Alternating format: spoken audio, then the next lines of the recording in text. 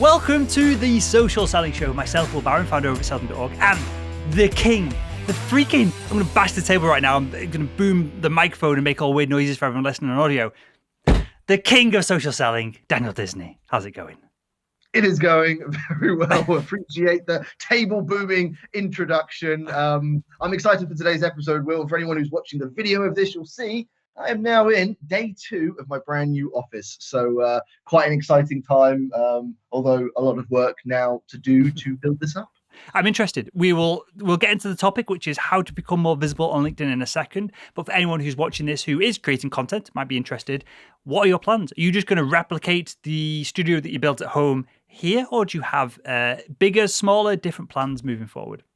Do you know what, Will? Honestly, it took so much effort and thinking and building in the home office setup, which has got like 4 bookshelves and a lot of other stuff.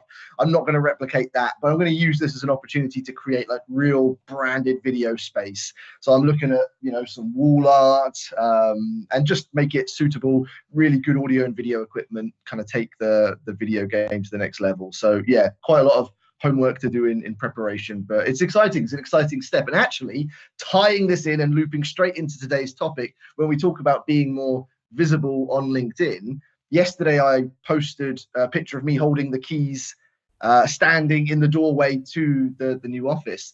And the post did, above average engagement. And I was sort of aware of the principle, but those momentous occasions are great opportunities to become more visible. Those moments, and it could be the birth of a child, it could be a child's birthday, it could be your birthday, it could be starting a new job.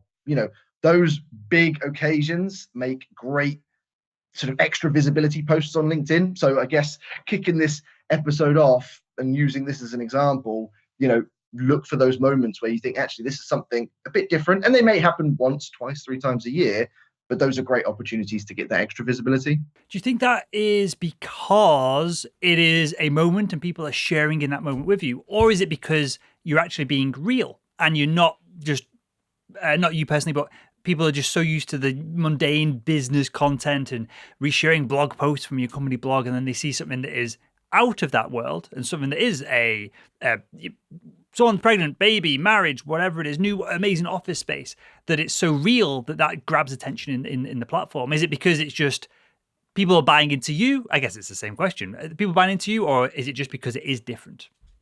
It's both. And I think there's a key thing, like you can't have momentous occasions every single day. So people sort of have that big occasion, they get lots of engagement, and they try and repeat the same thing every single day. And it's not going to happen. And that's fine. You will have a handful of these across a year. It is partly the occasion. People want to join in and celebrate and follow that journey. But that ties into the fact that, yes, because it is personal insights, people connect with it. Again, on the flip side, you can't just share that type of content, or otherwise people won't know what you do, won't build trust and credibility with you, and it won't generate any sales. So it's good to have it in a balanced way. You can't just do that, but the occasion just adds, I guess, the amplification. Sure. So let's go back to basics here for a second. Clearly, we're social selling to drive leads, to get attention for our product or service, to make some money. We're not doing this. We're not David Dobrik. We're not getting paid on kind of ad views on YouTube. It doesn't matter if I'd rather have 10 people consuming piece of content and get 5 prospects than 1 million and nobody gives a shit about it, right? So with that said, is there a balance between content that perhaps nudges the algorithm in our direction that we should create versus content that drives leads, which is perhaps the bread and butter? Is there a ratio between these two opposing forces that we need to both drive the LinkedIn algorithm, drive attention our way, but also pull leads from the system as well? So I guess we've talked about this in a previous session. The 80-20 split is what I've always preached, in terms of 80% should be value giving and 20% can be advertising. Now, if we take that 80% and break it into 50 and 30% can be more personal based stuff. So about you, the selfies, the snapshots into your world, where then 50% should be more still value giving, industry relevant, you sharing your industry stories, experience, tips, knowledge, etc. But it is done in a professional way.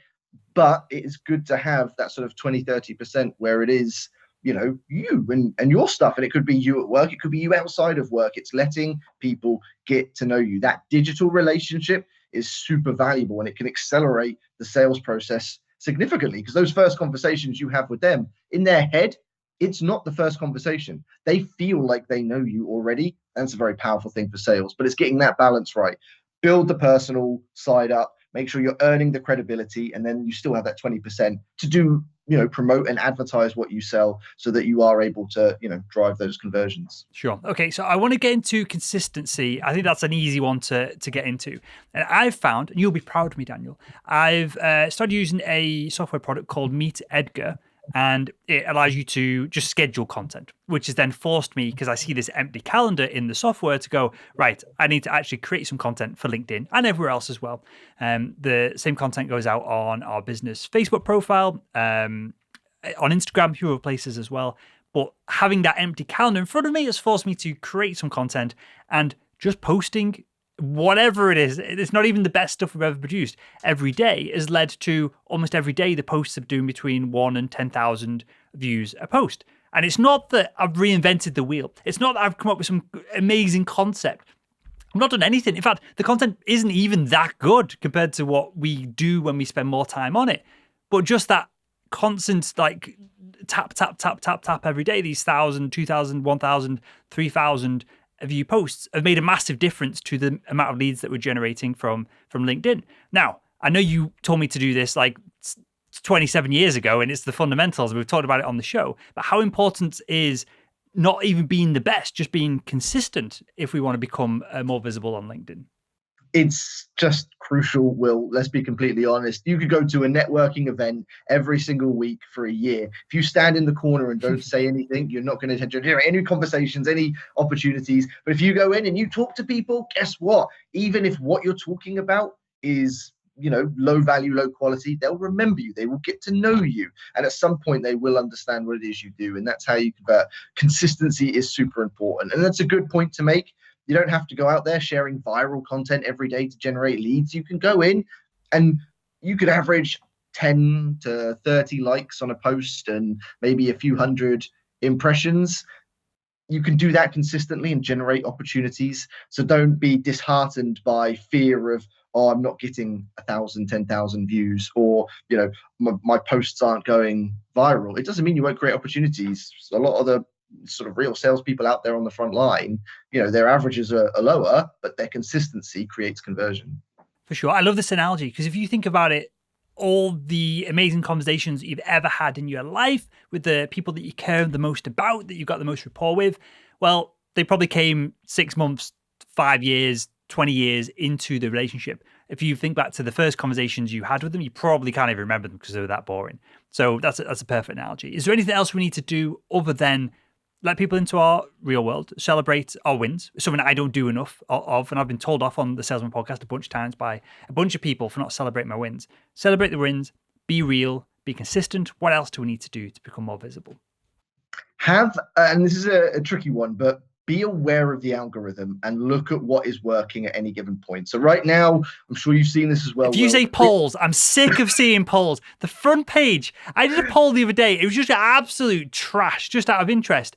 And it was like 500 people had filled in the poll. And the question was just nonsense. I don't understand why these people have got so much time to be doing these polls in the first place, Daniel. But yeah, sorry, I cut you off then because I knew where you were going.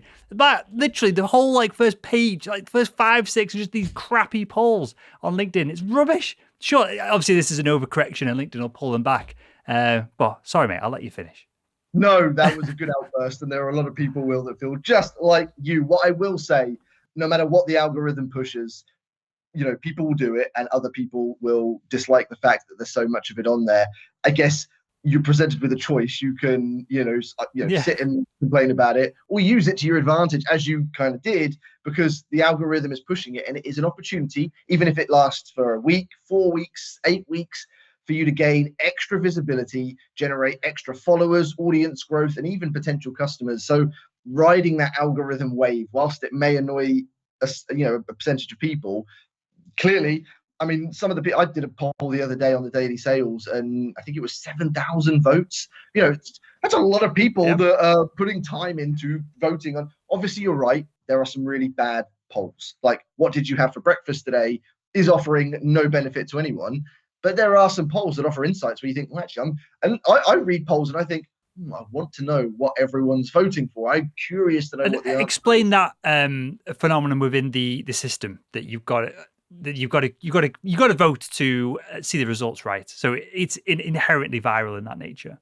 It's very well created. So yes, to see the results, you have to vote. Which, as an author or creator of a poll, you want to create polls where people are going to want to know in your industry, and ideally your target customer. You're going to want them to think, "I want to know what everyone else is thinking or doing or saying around that subject area." Because for them to see it, they have to vote.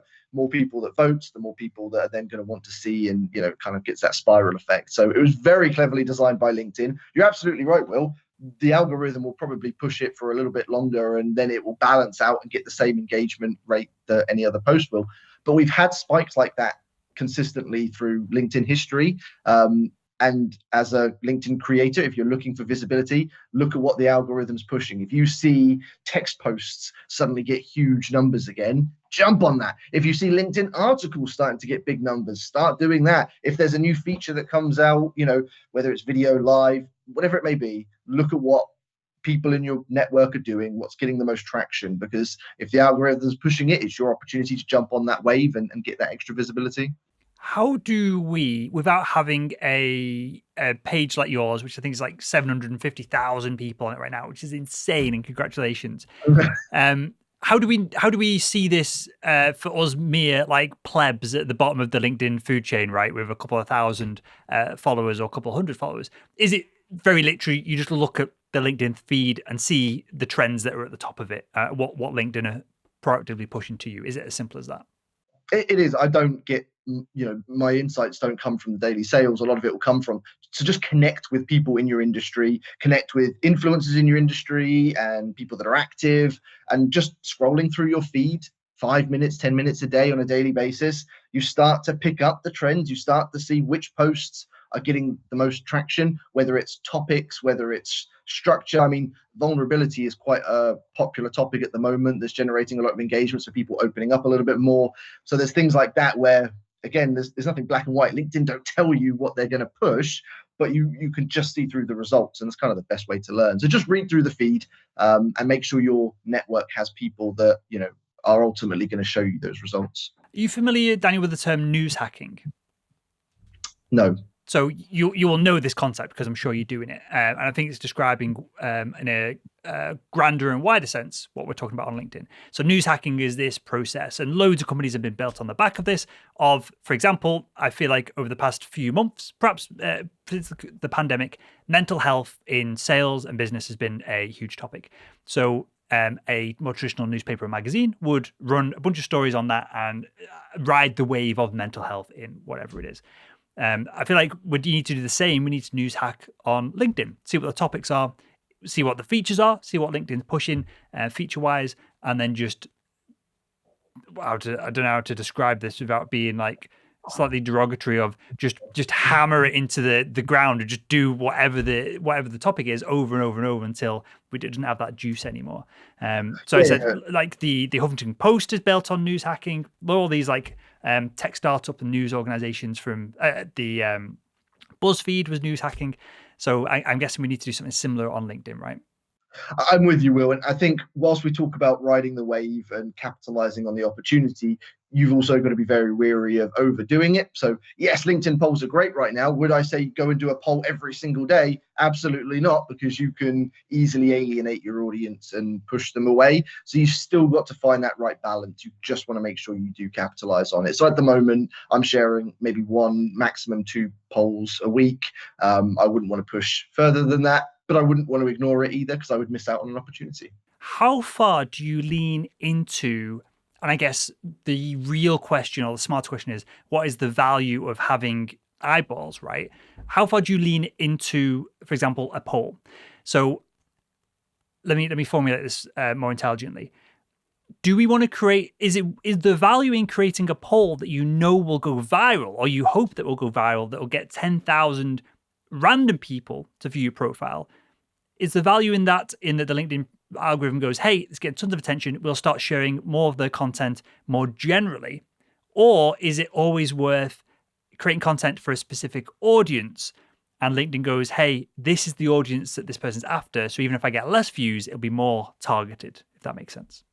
You do always want to make sure it's relevant. So again, doing really generic, bland polls, even though they might generate extra engagement, it's going to dilute your personal brand, and LinkedIn will ultimately end up connecting you with the wrong type of people. So you want to make sure it's always relevant. And there are two benefits to a LinkedIn poll. Yes, there's the visibility, there's the views, but you can convert within it. So I've been selling tickets to masterclasses. I've been driving registrations to webinars just by sort of promoting something in the text above it. Again, not every single time. Sometimes it's good just for the exposure. Other times, you can sell and promote through it as well. The beauty being they're getting value from the post, and you're still able to then direct them and say, have you checked out the Salesman podcast? Here's a link.